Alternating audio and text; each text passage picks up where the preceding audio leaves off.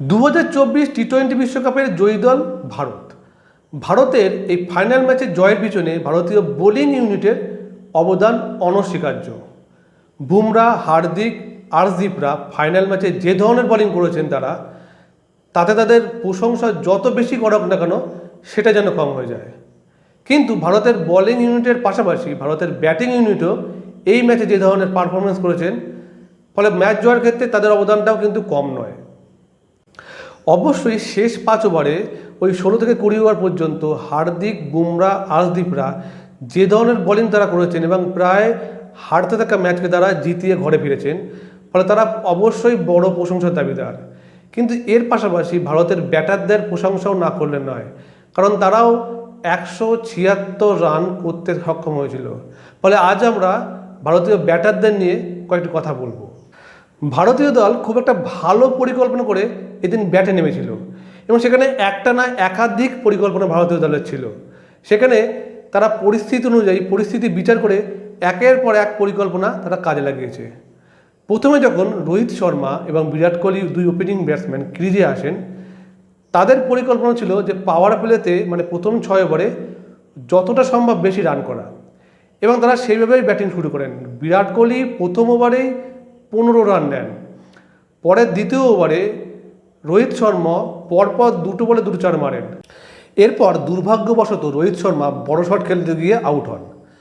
তার 2 বল পরে আউট হন ঋষভ পান্ত। এরপর মাত্র 3 রানে আউট হন সূর্যকুমার যাদব। ফলে ভারতকে পরিকল্পনায় বদল আনতে হয়েছিল। ভারত তখন পরিকল্পনা করেছিল যে এক প্রান্তে বিরাট কোহলি তিনি উইকেট বাঁচিয়ে খেলবেন এবং তিনি চেষ্টা করবেন শেষ পর্যন্ত খেলার। অপর প্রান্তে যে ব্যাটসম্যানই থাকুক তিনি বড় শট খেলার রিস্কটা নেবেন। আপনাদের মনে থাকবে যখন 10 ওভার কমপ্লিট হয় ভারতীয় ইনিংসের, ড্রিঙ্কস ব্রেক ছিল, সেই সময় কিন্তু রাহুল দ্রাবিড় মাঠে নেমে আসেন এবং প্ল্যানটাকে কিভাবে এক্সিকিউট করতে হবে মাঠে দাঁড়িয়ে তিনি অক্ষর ও বিরাটের সঙ্গে কথা বলে বুঝিয়ে দেন। দুর্ভাগ্যবশত অক্ষর প্যাটেল 31 বলে 47 রান করে রান আউটের শিকার হন।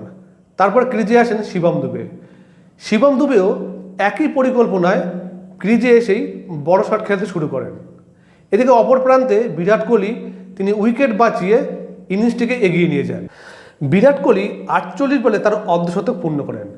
অর্ধশতক পূর্ণ হওয়ার পর বিরাট কোহলিও বড় বড় শট খেলতে শুরু করেন। অনেকেই বলছিলেন যে 48 বলে মাত্র 50 রান, বিরাট কোহলি নাকি স্লো ইনিংস খেলেছেন।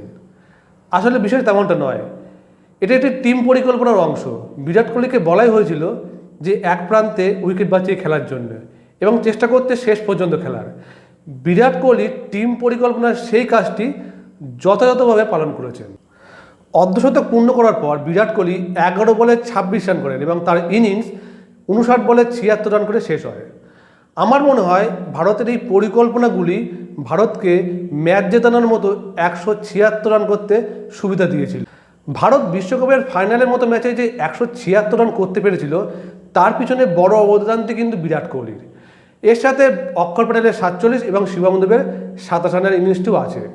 ফলে টি-20 বিশ্বকাপের ফাইনালের ইতিহাসে ভারত এই যে সর্বোচ্চ 176 রান সেটি খাড়া করতে পেরেছিল।